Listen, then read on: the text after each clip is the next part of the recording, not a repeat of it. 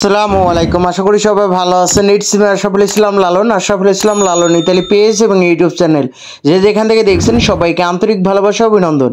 যারা ফেসবুকে থেকে দেখছেন ফেসবুক পেজটি লাইক ফলো শেয়ার দিয়ে এবং ইউটিউব চ্যানেলটি সাবস্ক্রাইব করে পাশে থাকুন, ধন্যবাদ। তো আজকে টপিকটি হলো যে ইতালি বিএফএস গ্লোবাল আজকে কি পরিমাণ রিটার্ন পাসপোর্ট, স্ক্যান পাসপোর্ট এবং কি নতুন অ্যাপয়েন্টমেন্ট পেয়ে বিএফএস গ্লোবালে কি পরিমাণ পাসপোর্ট সাবমিট করেছে এবং কি পরিমাণ ভিসা দিয়েছে এবং কি পরিমাণ রিজেক্ট দিয়েছে এবং কি আরেকটি টপিক হলো যে 2023 সাল এবং কি 24 সাল ইতালি ভিসা ভুক্তভোগীদের নিয়ে কথা বলা হয়েছে। তো বিএফএস গ্লোবাল কর্মকর্তারা কি বললো এই বিষয়ে একটা কল রেকর্ড আছে, তো সম্পূর্ণ কল রেকর্ডটা মনোযোগ দিয়ে শুনবেন এবং কি 2023 সাল 24 সাল নিয়ে নতুন একটা নাকি আপডেট আসবে। তো আসলে কল রেকর্ডটা শোনার পর হয়তো ভালো মন্দ আপনাদের কমেন্ট বক্সে আপনারা জানাবেন। আরেকটি বিষয় হলো যে আমরা যে 60,000 ভুক্তভোগী এখনও কিন্তু ভালো একটা সমাধান পাইতেছি না। তো প্রতিনিয়ত ভিসা হইতেছে, তবে গত সপ্তাহ তার আগের সপ্তাহগুলো যারা সাবমিট করছে তারা কিন্তু বর্তমানে ভিসাগুলো পাইতেছে। তো নতুন করে সাবমিটের সংখ্যা একবারই কম। তো ফ্যামিলি ভিসা কিছু সাবমিট করে এবং কি এগ্রিকালচার স্পন্সর এগুলো সাবমিটের সংখ্যা একবার কম এবং কি নতুন অ্যাপয়েন্টমেন্টও কম পাইতেছে। তো আসলে যারা আগে সাবমিট করছে তারাই কিন্তু মূলত ভিসা পাইতেছে। তো যেখানে 60,000 ভুক্তভোগী এখনও অপেক্ষা আছে, তো সেখানে যদি 50টা 100টা করে ভিসা বা 10টা 20টা করে যদি রিজেক্ট দেয়, এটা একটা সমাধান না। তো 60,000 ভুক্তভোগী কিন্তু আজকে 1 বছর 1.5 বছর ধরে হতাশার মধ্যে কাটতেছে। তো এতে করে সবাই কিন্তু একটা সমাধান চায়। তো সমাধান চাইতে হলে এখন আমাদের শেষ একটা অবস্থান যেটা হলো ইতালি অ্যাম্বাসি বা বিএফএস গ্লোবাল, এখানে আমাদের কর্মসূচির একটা উদ্যোগ সবাই মিলে গ্রহণ করা উচিত আমি মনে করি।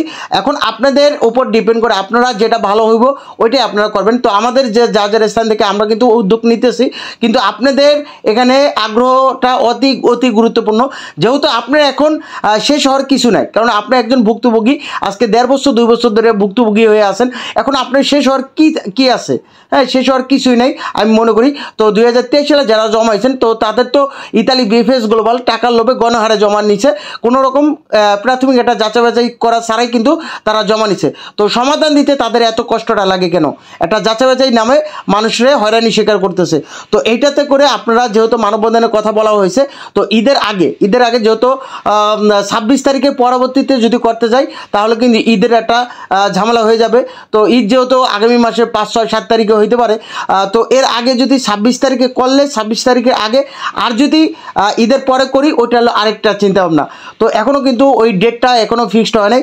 তো আপনাদের কমেন্ট বক্সে অবশ্যই আপনি জানাবেন যে ইতালি অ্যাম্বাসির সামনে করবেন নাকি বিএফএস গ্লোবালের সামনে আপনারা মানববন্ধনটা করতে চান এবং কি আপনারা কয় তারিখে করতে চান। ঈদের আগে মানে 26 তারিখের আগে যে কোনো একটা ডেটের কথা বলবেন, আর ঈদের পরে হলেও এটা আপনার যেহেতু ঈদের বন্ধ 10 দিন থাকবে, তো এরকম ধরেন 6 তারিখে বা 7 তারিখে ঈদ হলো, তো 10 দিন বন্ধ থাকলে 16 তারিখ, তো 16 তারিখের পর থেকেও হয়তো আপনার 10-15 দিন এমনি চলে যাবে।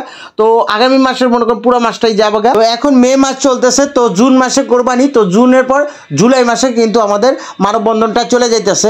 কারণ কি দেখেন, ঈদের পরে কিছুদিনও আবার সময় দিতে হইব, কারণ ঈদের পরে আপনি যে হুট করে যে একটা মানববন্ধন বা অনশন করলেন, তো এখানে আমরা বুঝি যে বিভিন্ন জেলা থেকে মানুষগুলো আসে, তো এখানে কিন্তু অনেক টাকা খরচ হয়। তো প্রতিবারেই যে কয়েকদিন পর পরই মানববন্ধন, এটাও কিন্তু ঠিক না, কারণ কি মানুষের আর্থিকভাবেও কিন্তু ক্ষতিগ্রস্ত হয়। তো এই জন্য আমরা বলি যে এইটা মানববন্ধনটা শেষ মানববন্ধন হিসাবে এবং কি বড় আকারে, এবং কি তাদের বুঝতে হইব যে আসলে বিএফএস গ্লোবাল আমাদের সাথে যেটা করতেছে এটা কিন্তু আসলেই ঠিক না। বিএফএস গ্লোবালের মধ্যে দেখছেন ভিআইপি সিস্টেমটা রাখছে, তো যারা সাধারণভাবে জমা দেয় তো তাদের অবস্থান দেখা যাইতেছে টোকেন দেনা বা বিভিন্ন ঝামেলা করে।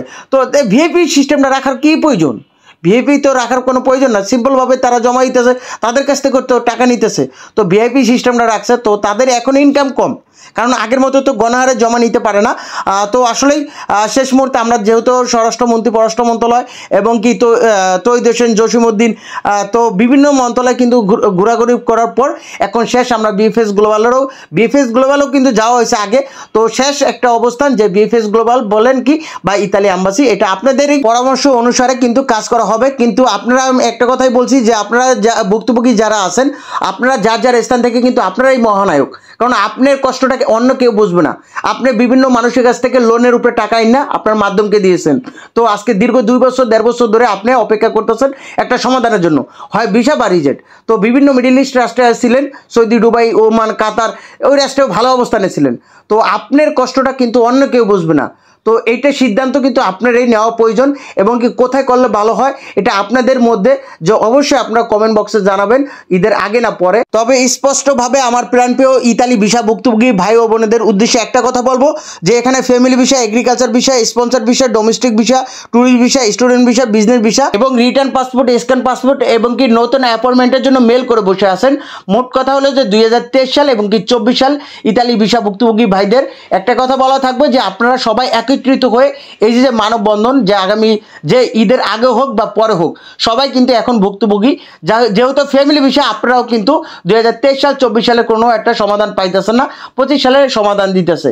ওরকমভাবে এই স্পন্সর, এগ্রিকালচার বা ওয়ার্ক ভিসা ক্যাটাগরি যারা আছেন তাদেরও কিন্তু 2023 সালে এবং কি 24 সালে ওরকমভাবে কোনো রকম আপডেট দিতেছে না, ভিসা হইতেছে। তো যেখানে 60,000 ইতালি ভিসা ভুক্তভোগী হয়ে আছে, সেখানে যদি ওইরকম 50টা 60টা করে বা 10টা 12টা করে যদি রিজেক্ট দেয়, এটা কিন্তু সমাধান না। তো যার যার স্থান থেকে যদি সবাই এগিয়ে আসে তাহলে কিন্তু সবার জন্য ভালো। হ্যাঁ, আপনার একার জন্য কিন্তু আপনি একা আসতেছেন না, আপনি নিজের জন্য আসতেছেন, এবং কি যারা ভুক্তভোগী হয়ে আছে তারাও ওদেরও কিন্তু উপকার হইতেছে।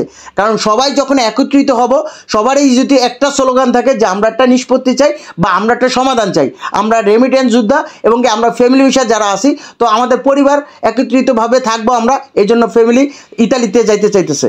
তো সবাই কিন্তু সবারই একটা আছে। তো এই হিসাবে আপনারা সবাই কিন্তু এগিয়ে আসা আমি আহ্বান জানাইতেছি, যে ঈদের আগে না পরে, এটা হলো পরবর্তী, এটা আপনাদের মধ্যেই একটা সমাধান আসবে, যে আপনারা কখন করতে চাইতেছেন। এটা কমেন্ট বক্সে অবশ্যই আপনাদের যার যার মতামত আপনারা কিন্তু জানাইতে পারেন, এতে কোনো সমস্যা নেই। কারণ আপনাদের মতামতে কিন্তু অতি গুরুত্বপূর্ণ, এবং কি আপনাদের সাপোর্টটাও কিন্তু অতি গুরুত্বপূর্ণ। তো আজকে ভিসার আপডেট হলো যে আজকে 13ই মে 2025 রোজ মঙ্গলবার। তো আজকে মোট রিটার্ন পাসপোর্ট, স্ক্যান পাসপোর্ট এবং কি নতুন অ্যাপয়েন্টমেন্ট পেয়ে বিএফএস গ্লোবালে পাসপোর্ট সাবমিট সংখ্যা ছিল 19টি প্রায়। এর মধ্যে ফ্যামিলি ভিসা কিন্তু বেশি ছিল, ওয়ার্ক ভিসা সাবমিটের সংখ্যা আজকে কম ছিল। মোট রিজেক্টের সংখ্যা ছিল 37টি। তো আজকে কিন্তু অনেক রিজেক্ট হয়েছে, এবং কি মোট ভিসার সংখ্যা ছিল 35টি। আজকে ভিসার সংখ্যা একবারেই কম, এবং কি এর মধ্যে ফ্যামিলি ভিসা ছিল 17টি, এগ্রিকালচার ভিসা ছিল 13টি, স্পন্সর ভিসা ছিল 3টি, ডোমেস্টিক ভিসা ছিল 1টি, ট্যুরিস্ট ভিসা একটাও হয় নাই, স্টুডেন্ট ভিসা একটাও হয় নাই, বিজনেস ভিসা 1টি। তো গতকাল আমরা একটা নিউজ পাইছিলাম যে রাগুসা শহর থেকে প্রায় 41 জনের মানে সাবমিটেড এসএমএস আসছে।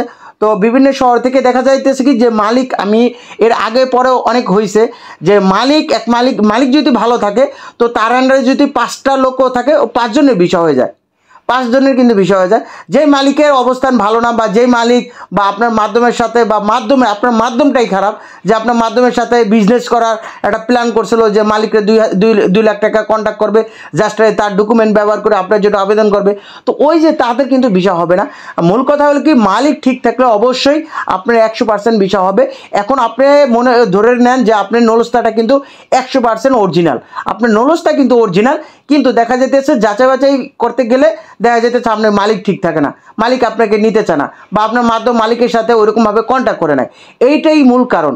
তবে যার যার এখনও অবস্থান বা আপন আত্মীয়র মধ্যে আছেন, অবশ্যই আপনাদের মালিকের একটু খোঁজখবর রাখবেন। সর্বশেষ যেটা বলবো, যে 2023 সাল এবং 24 সাল নিয়ে বিএফএস গ্লোবাল কর্মকর্তাদের সাথে কথা বলা হয়েছে, কল সেন্টারে কল দেওয়া হয়েছিল। তো বিএফএস গ্লোবাল কর্মকর্তারা কি আপডেট আসতেছে সামনে, এই বিষয় নিয়ে কল রেকর্ডটা সরাসরি তাদের মুখে শুনুন। আমি এখন আপনার ফোন সংযোগ করব। ধন্যবাদ বিএফএস গ্লোবাল ইতালি ভিসা উদ্দেশ্যে কল করার জন্য। সালমান বলছি, কি ইনফরমেশন দিয়ে সহযোগিতা করতে পারি? জি সালমান ভাই, স্ক্যান কপি জমা দিয়েছি জুলাই মাসের 24-এ, এখনো কোনো খবর নাই কেন? জুলাই মাসের 24 তারিখে স্ক্যান কপি সাবমিট করেছেন, তাই তো? হ্যাঁ, জুলাই মাসের 8 তারিখ 24 সাল। 24 সালে, ওকে, বিষয়টি বুঝতে পেরেছি। সাবমিশনের অপোজিটে যে ইনভয়েস কাম রিসিপ্ট দেওয়া হয়েছিল, সেটির মাধ্যমে কি অনলাইনে ট্র্যাক করে দেখতে পাচ্ছেন যে কি অবস্থায় রয়েছে বর্তমানে? হ্যাঁ, ট্র্যাক করে দেখতে পাচ্ছি, আন্ডার প্রসেসিং দেখায় 1 বছর যাবত। আচ্ছা, 1 বছর যাবত আন্ডার প্রসেসিং, তার মানে এটি তো মানে এখনো ইতালি এম্বাসির কাছেই রয়েছে, আমাদের সেন্টারে এসে পৌঁছায়নি। প্রসেসিং টাইম তো ডিপেন্ড করে থাকে এম্বাসির উপর। আপনি সময় নিয়ে অপেক্ষা করবেন, যখন চলে আসবে তখন দেখতে পারবেন। ঠিক আছে, আপনার রেজাল্টটি কি হয়েছে? আচ্ছা, আমাদের গুলা তো যাচাই বাজার পরে দিয়েছে, ইমেলের মাধ্যমে অ্যাপয়েন্টমেন্ট পেয়েছি, তাহলে এত দেরি হচ্ছে কেন? দুঃখিত স্যার, এটি তো আমরা এখান থেকে বলতে পারছি না যে কেন দেরি হচ্ছে। আচ্ছা, আমাদের 23-24 নিয়ে নাকি নতুন আপডেট আসছে। 23-24 নিয়ে নতুন আপডেট? কি ধরনের আপডেট স্যার? আপনি কি কোনো আপডেট জানতে পেরেছেন? আমাদের এখানে কোনো আপডেট আসেনি এখন পর্যন্ত। আসেনি? না, এখন পর্যন্ত কোনো অফিসিয়ালি আপডেট আসেনি। যদি নতুন আপডেট এসে থাকে, হ্যাঁ, নতুন করে আসবে? হ্যাঁ নতুন করে আসার সম্ভাবনা রয়েছে, যেটি বলছেন আপনি অবশ্যই নতুন করে আসার সম্ভাবনা আছে, কারণ 23-24-এ অনেক অ্যাপ্লিকেন্ট যারা কিনা পাসপোর্ট স্ক্যান কপি জমা করেছে কিন্তু স্টিল আন্ডার প্রসেসিং, তাদেরটি ভেরিফিকেশন অবস্থায় চলছে, হয়তো এটি নিষ্পত্তি করে দেওয়া হবে খুব দ্রুত সময়ের মধ্যে, এই রিলেটেড একটি আপডেট আসতে পারে। এটা কি সত্যি এরকম একটা আপডেট আসবে? জি স্যার, যেহেতু অলরেডি অনেকটা সময় পার হয়ে গিয়েছে, আপনারটা কি স্যার? হ্যাঁ, আপনারা তো 24-এ সাবমিট করেছিলেন। হ্যাঁ। যেহেতু 24-এ সাবমিট করেছেন, এখন পর্যন্ত স্টিল আন্ডার প্রসেসিং দেখতে পাচ্ছেন। এরকম আপডেট আসতে পারে যে পাসপোর্টটি আবার রিসাবমিশনের জন্য আপনাকে বলা হতে পারে। আদারওয়াইজ আপনার যে মানে রেজাল্টটি বা ফাইনাল ভিসাটি সেটি একটি আপডেট জানিয়ে দেওয়া হতে পারে। এই দুইটির মধ্যে যে কোনো একটি হতে পারে। আচ্ছা, তো কবে আসতে পারে আনুমানিক আপডেটটি? আমরা স্যার বলতে পারি না স্যার আনুমানিক টাইম। ও আচ্ছা, নতুন অ্যাপয়েন্টমেন্ট নিয়ে কি কোনো আপডেট আসবে? ধরেন যেগুলো অ্যাপয়েন্টমেন্ট পান না ইমেলের মাধ্যমে। যেগুলো হচ্ছে অ্যাপয়েন্টমেন্ট এখন পর্যন্ত পাওয়া যায়নি মেইলের মাধ্যমে, তাদের অ্যাপয়েন্টমেন্ট ডেটটি দিয়ে দেওয়া হবে। এরকম এই রিলেটেড আপডেট মূলত আসেনি, আসলে অবশ্যই জানা যাবে, আমাদের হেল্পলাইনে কল করে জানতে পারবেন স্যার। আচ্ছা, আপনারা এটা নোট করে রাখেন যে স্ক্যান কপিগুলো যেন তাড়াতাড়ি ছেড়ে দেয়। জি জি অবশ্যই। এগুলা তো যাচাই বাছাইয়ের পরে দিছে, বোঝেন নাই? জি জি। তাহলে এত লেট হচ্ছে কেন? এম্বাসিকে একটু প্রেশার দিয়েন, বলিয়েন আপনারা।